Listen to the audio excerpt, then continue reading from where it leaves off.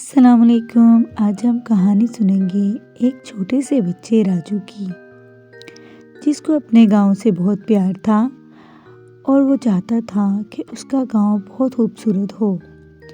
एक चीज़ जो उसे बहुत परेशान करती थी वो थी उसके गांव की नदी। गांव की नदी बहुत गंदी होती जा रही थी। राजू ने अपने दोस्तों के साथ मिलकर फैसला किया कि वो इस नदी को खुद साफ करेगा। तमाम दोस्त मिले और नदी पर पहुँचे। राजू के साथ मिलकर तमाम दोस्तों ने नदी को साफ करने का इरादा किया और पूरे अज़म के साथ वो इस काम में लग गए।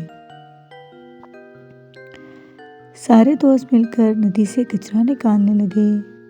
कागज़, रैपर और बहुत सी चीज़ें।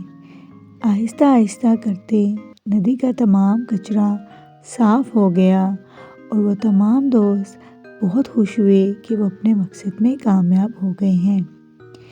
प्यारे बच्चों, हमें अपने माहौल को साफ रखने के लिए हमेशा कोशिश करनी चाहिए और अपने इर्द गिर्द कचरा नहीं फैलाना चाहिए ताकि हमारा माहौल साफ रहे।